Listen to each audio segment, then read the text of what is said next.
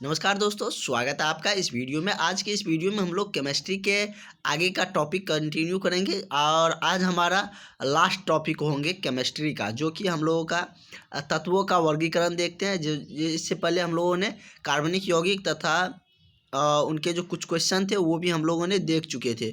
तो आज हम लोग तत्वों का वर्गीकरण के बारे में जानते हैं और इसके बाद हम लोग एक टाइम में संस्कृत शाम में वाला में चलेगा। जैसे कि यदि हम बात करें तो आज आप लोग जो भी पेड क्लास लिए हैं उनको सारा कुछ प्रोवाइड हो जाएगा, शॉर्ट नोट जो कहते हैं वो मिल जाएंगे। और उसके बाद आप लोगों का संस्कृत का क्लासेज भी चल रहे हैं, वो भी चलेंगे। और उसके बाद ये यदि हम बात करें तो दूसरा जो क्लास रहेगा उसमें साइंस या सोशल साइंस कुछ चलता रहेगा।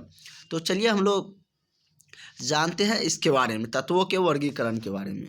और हमारा फिजिक्स का 2 टॉपिक बचा हुआ, 2 हम लोगों ने कवर कर लिए, 3 लगभग बचा हुआ है, तो वो भी हम लोग कवर कर लेंगे।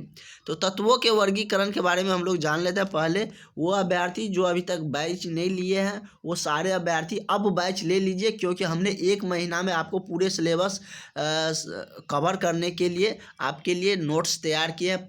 बिल्कुल प्रॉपर नोट्स है, उसी से आपके क्वेश्चन रहने वाले हैं। तो आप सब अब देरी करिएगा तो आपको बहुत ज़्यादा मिस होंगे, क्योंकि हमने आपको बता रखे थे कि 1 फरवरी से सारा कुछ शुरू होने जा रहा है, सबको सारा कुछ मिलने लगेंगे, शॉर्ट नोट्स सब। तो आप लोग ज़रूर इस नंबर पर कांटेक्ट करके अपना नोट्स मंगवा लें और क्लासेस रेगुलर ज्वाइन करते रहे। और जैसे क्लास ले लेते हैं तो आपको नोट्स और क्लास डेली मिलते रहेंगे आपके व्हाट्सएप पे। उसके लिए आपको कहीं भटकने की ज़रूरत नहीं है। हम डेली जो भी क्लास लेते हैं उनको सारा कुछ प्रोवाइड करते हैं। डेली आपको नोट्स और पीडीएफ और क्लासेज सारा कुछ एक साथ आपको मिलेंगे। साथ ही हम आपको एग्ज़ाम की जो क्वेश्चन कैसे क्या पैटर्न पर पूछते हैं, कैसे आपको बनाना है, वो भी हम आपको बताएंगे। तो आप लोग ज़रूर से ज़रूर क्लास अटेंड करिए और क्लास ज़रूर ले लीजिए। आपको लास्ट तक तो लेना ही पड़ेगा, क्योंकि खुद से उतने संस्कृत और सारे कुछ सब्जेक्ट का कवर करके जाना थोड़ा सा कठिन है और नंबर लेके आना। और हमारे नोट्स से इतने आसान तरीके से हम समझाने वाले हैं, आप देखिएगा तो दंग रह जाएगा। वैसे हमने कुछ बताए भी है और वो सारे नोट्स मिलने भी वाले हैं। तो चलिए हम लोग ये टॉपिक को देख लेते हैं। कह रहा है तत्वों का वर्गीकरण। जो बहुत सारा तत्व के बारे में हम लोग इससे पहले टॉपिक में पढ़ लिए, धातु अधातु। उसके बाद कार्बनिक यौगिक वाला में चैप्टर में भी पीरियडिक टेबल में हमने सारे तत्व के बारे में देखे, लिथियम, सोडियम, हाइड्रोजन, उसके बाद ऑक्सीजन। ये सारे क्या है, तत्व है। तो इसको वर्गीकरण कैसा किया गया है, तो उसी के बारे में हमको इस टॉपिक में पढ़ना है कि तत्व को जो आवर्त वर्गीकरण किया गया है वो किस तरीके से किया गया है। तो हमने आपको आवर्त सारणी प्रोवाइड भी कर रखे हैं, दे दिए हैं। उसमें क्लियरली हमने उसमें रंगीन कर दिए हैं कि कौन मेटल है, कौन नॉन मेटल है, कौन धातु है, कौन अधातु है, कौन उपधातु है, कौन सा वर्ग है, कौन सा आवृत्ति है। ये सारे कुछ हमने आवर्त सारणी में बता रखे हैं और उसका आवर्त सारणी का खुद से बनाया हुआ नोट हमने आपको दे दिया है। जो भी क्लास लिए हैं उन सारे कैंडिडेट को मिल गया है वो नोट। उसमें आपको वो पढ़ लीजिएगा, आपका केमिस्ट्री का 80% आपका प्रॉब्लम सॉल्व हो गया। उसमें हमने सारे कुछ इतने क्लियरली वे में लिख दिए हैं। तो यहाँ पे तो वो दिखाने वाले हैं नहीं, वहीं से हम लोग, लेकिन चर्चा वहीं का होगा। कह रहे हैं कि तत्वों को 2 भाग में बांटा गया, क्या, एक वर्ग और एक आवर्त। तो इस तरीके से हम लोगों को यदि हम बात करें तो वर्ग की संख्या कितनी है और आवर्त की। वर्ग किसको कहते हैं, जो ऊर्ध्वाधर खड़ा हो उसको क्या कहते हैं, वर्ग। जैसे ऐसे कॉलम बना हुआ है, 18 गो वर्ग है। जैसे कि ये हो गया 1 2 3 4 5 6 7, इस तरीके से है। मान के चलो इसमें ऐसे एलिमेंट है, ऐसे है, इसमें हाइड्रोजन है, इसमें सोडियम है, इसमें लिथियम से शुरू करना था, हाइड्रोजन, लिथियम, सोडियम, इसमें हो गया बेरिलियम, मैग्नीशियम, कैल्शियम, इस तरीके से रहता है। फ्लोरीन, क्लोरीन, इस तरीके से इसका आयोडीन, इस तरीके से इसका रहता है। तो ऑक्सीजन, सल्फर, सेलेनियम, इस तरीके से है। ये जो ऐसे 1 2 3 4 5 ऐसे करके 18 जो बना हुआ है कॉलम, उसको क्या कहते हैं, वर्ग कहते हैं। क्या कहते हैं, वर्ग। जो ऊर्ध्वाधर रूप से खड़ा है उसको क्या कहते हैं, वर्ग कहते हैं। जो क्षैतिज रूप से ऐसे पड़ा हुआ है, देखिए ये, इसकी संख्या 7 होती है, 7 ऐसे रहते हैं। तो ये इसको क्या कहते हैं, तो इसको कहते हैं क्षैतिज। और यही हमने पीरियडिक टेबल में सारा कुछ लिख के सारे कुछ बताए हैं। तो क्षैतिज और वर्ग आप समझिए। वर्ग जो ऊर्ध्वाधर रूप में खड़ा होता है, जिसमें एलिमेंट दिया गया रहता है, जैसे इसमें हाइड्रोजन है, इसमें लिथियम है, तो ये जो खड़ा वाला है ये क्या होता है, इस तरीके से 1 2 3 4 5 ऐसे करके रहता है। 18 गो है। टोटल वर्गों की संख्या कितनी होती है, 18 होती है। यदि वर्ग के बारे में पूछा गया तो आप बता सकते हैं। अब हमने आपको पूरे सिंपल लैंग्वेज में बता दिए, किताबी भाषा तो छोड़िए, हम इस तरीके से आपको बता दिए कि आपके माइंड में पूरे कैचअप हो गए होंगे कि वर्ग किसको कहते हैं। साथ ही फिगर भी हमने आपको बता दिए। आवर्त या आवर्त क्षैतिज को कहते हैं। जैसे ऐसे ये पड़ा हुआ है, तो ये क्या हो गया, आवर्त हो गया। ये वाला सब क्या है, मतलब अभी 1 2 3 गो बनाए हैं, 4 गो बनाए हैं, 5 गो 6 गो 7 गो है, और ऐसे खड़ा कर दिए तो ये वर्ग हो गया। ये जो बन रहा है 1 2 3 4 5 6 ये सब वर्ग बन रहा है, और ये क्षैतिज बन रहा है, ये सब क्षैतिज बन रहा है। क्षैतिज वर्ग समझ गए। वर्गों की संख्या कितनी है, टोटल 18 है, और क्षैतिज आवर्त की संख्या कितनी है, तो उनकी संख्या आपको 7 है। कितनी है, 7 है।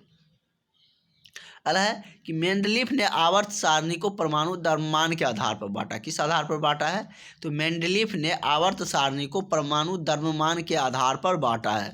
परमाणु द्रव्यमान आप जानते हैं, उसके आधार पर उनको बांटा गया है। वही यदि हम बात करें तो बहुत सारे जो साइंटिस्ट थे उन्होंने आवर्त सारणी को बांटने का प्रयास किया, बहुत सारे आवर्त सारणी बनाए गए, लेकिन सबसे ज़्यादा आधुनिक आवर्त जो सारणी है वो प्रचलन में है।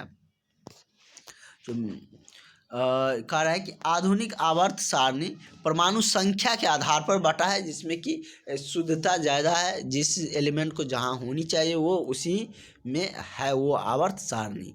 तो ये हम यदि देखें तो इसका क्या हो गया कि आधुनिक जो आवर्त सारणी है उनको परमाणु संख्या पर रखा गया। यदि आपसे पूछा जाए कि आधुनिक आवर्त सारणी किस आधार पर है, तो परमाणु संख्या के आधार पर है।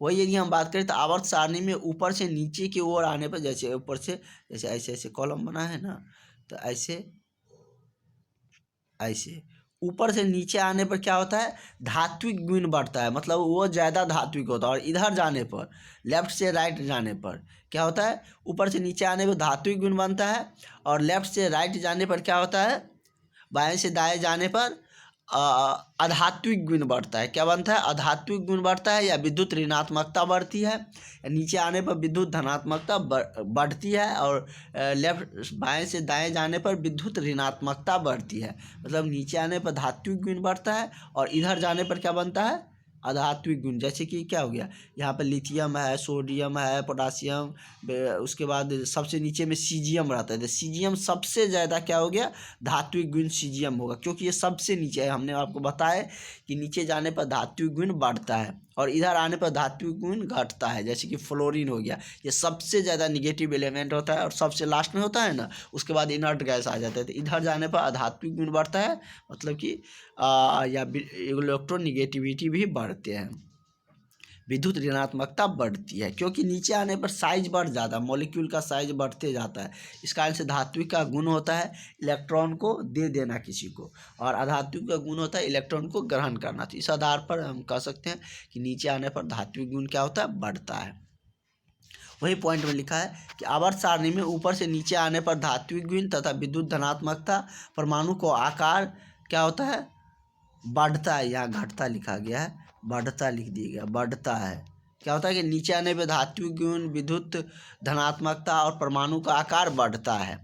वही आवर्त सारणी में बाएं से दाएं जाने पर अधात्विक गुण, यहाँ पर धात्विक गुण बढ़ता है, यहाँ पर अधात्विक गुण, विद्युत ऋणात्मकता और परमाणु का आकार क्या होता है, बढ़ता है। यहाँ पर भी होगा,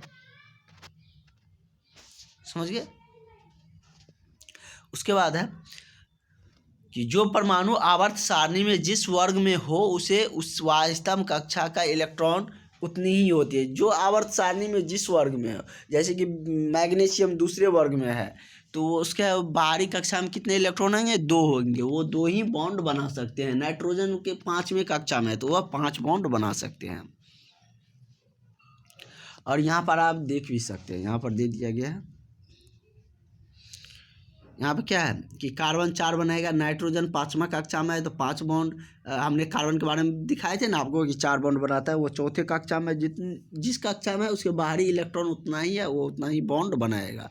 सल्फर के कक्षा में 6 है तो ये 6 बॉन्ड बनाएगा। मैग्नीशियम 2 बनाएगा। NaCl ये तो शेयरिंग करके बनाएगा।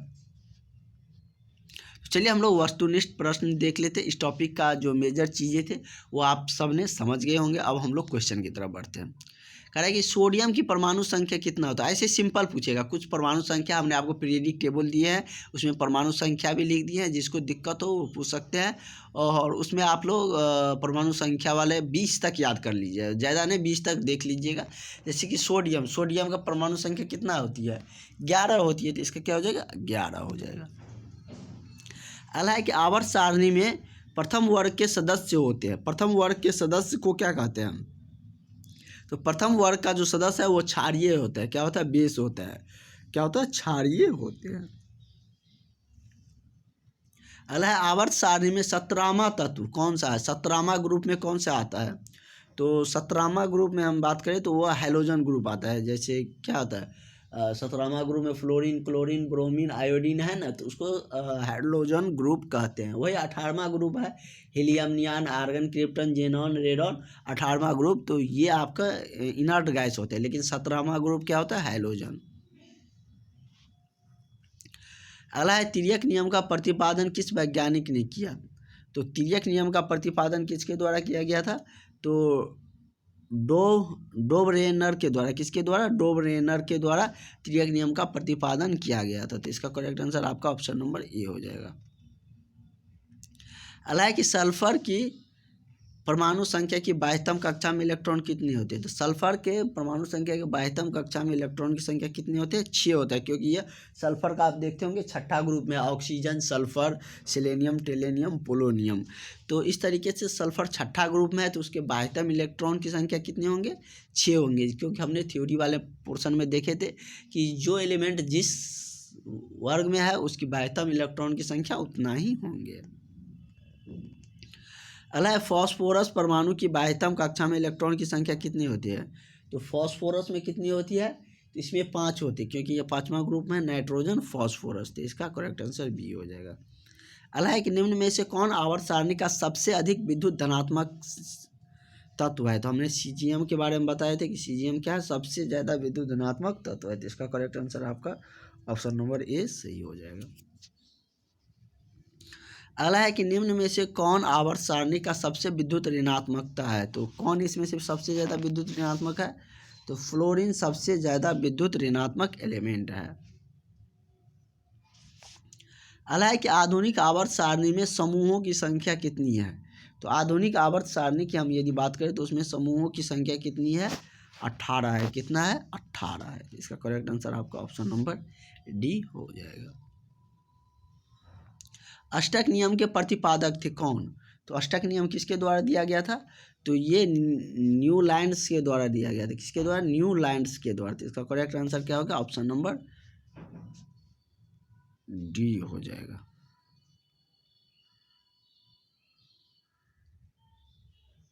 अगला है कि आवर्त सारणी में उदर्ग स्तंभों को कहा जाता है, क्या उदर्ग स्तंभ जो होते हैं उसको क्या कहा जाता है, वर्ग कहा जाता है। और क्षैतिज वाले को आवर्त कहा जाता है। अभी हम लोगों ने देखे भी थे इसके बारे में।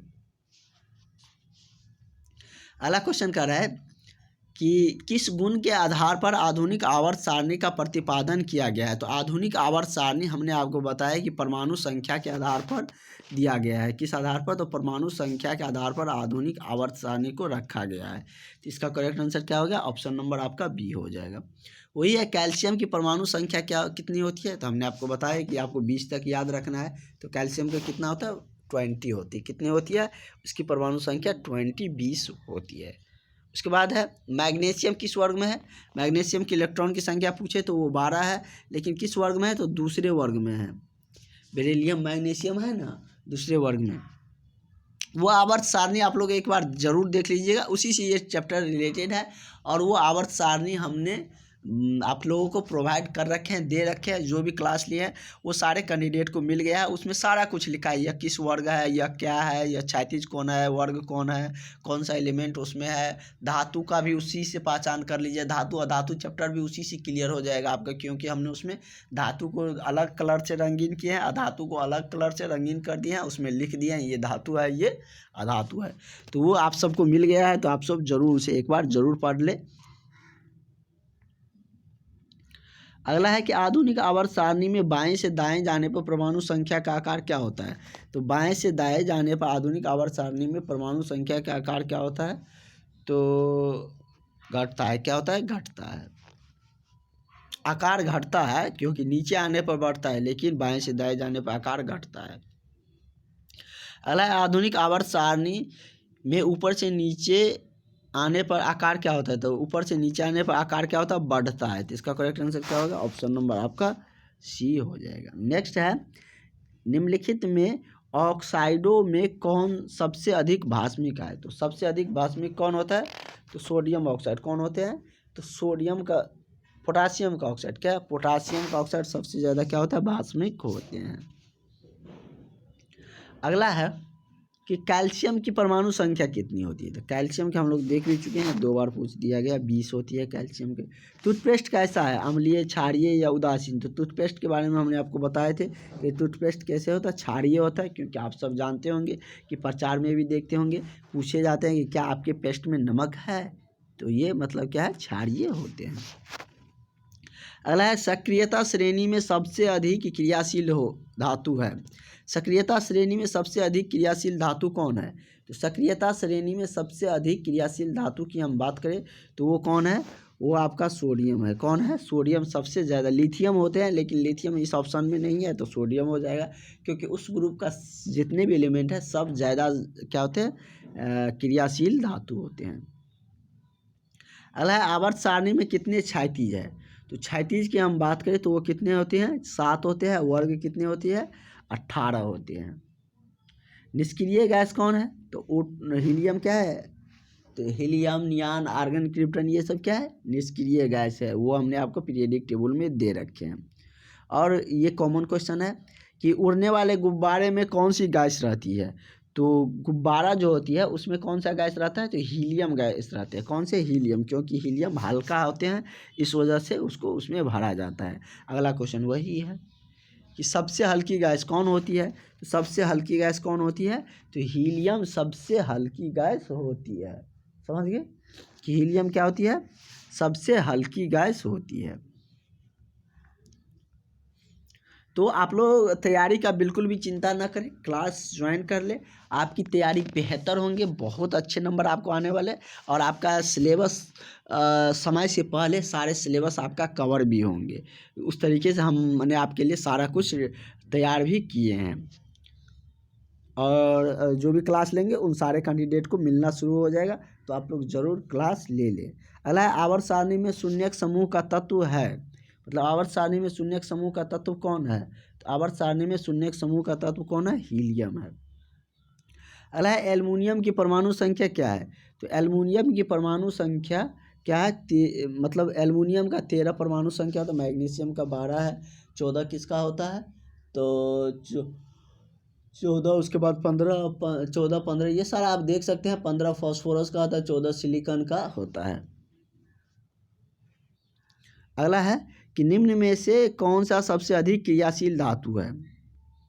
दिया गया जो एलिमेंट है उसमें सबसे अधिक क्रियाशील क्या है, कौन है। इसमें सबसे अधिक क्रियाशील कॉपर है। कौन है, कॉपर है।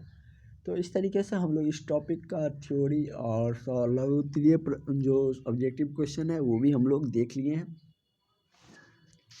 और नोट्स भी मिल जाएगा। आप ये नोट्स तो हमने आपको दे भी रखे हैं, जो भी क्लास लिए हैं उनको मिल गया, नीचे में आंसर भी है। इस तरीके से आप लोग रिवाइज करके बार बार याद भी कर सकते हैं। ये नोट्स मिल चुका है। उसके बाद और जो शॉर्टली जो कि डायरेक्ट क्वेश्चन आने वाला होंगे वो भी हम 5 नंबर वाले वो सारे कुछ हम प्रोवाइड करेंगे। इससे आपके ऑब्जेक्टिव 2 नंबर सारे क्लियर हो रहे हैं। तो तो आप लोग ये मतलब ज़रूर एक बार रीड कर लीजिएगा। क्लास ख़त्म होने के बाद क्लास कर लीजिएगा, उसके बाद एक बार ज़रूर इसे पढ़ लीजिएगा, जिससे कि आपके एक दो बार कोई चीज़ को पढ़ा जाता है तो वो माइंड में ज़्यादा देर तक रहती है, आपका एग्ज़ाम में ये याद रहेंगे और आप एग्ज़ाम में अच्छे से लिख के आ सकते हैं। तो ज़रूर जितना हो सके आप लोग रिवाइज करिए और सिलेबस का बिल्कुल भी चिंता ना करें। आप लोग हम पे विश्वास करिए, हम आपको पूरी सिलेबस ख़त्म करके अच्छा से तैयारी करवा के देंगे और साथ ही बहुत ज़्यादा नंबर आपको आने वाले हैं, जो भी थोड़ा भी सीरियसली पढ़ेंगे। जो कम भी पढ़ेंगे उसको भी तो पास करवाना ही है, लेकिन जो पढ़ेंगे अच्छे से उसको बहुत अच्छे नंबर आने वाले हैं। तो चलिए हम लोग मिलते हैं नेक्स्ट क्लास में। फ़िलहाल अभी इतना ही, और जो क्लास अभी तक नहीं लिए हैं ज़रूर ले लें, नहीं तो आपका बहुत ज़्यादा क्लास छूट रहे हैं। Thank you.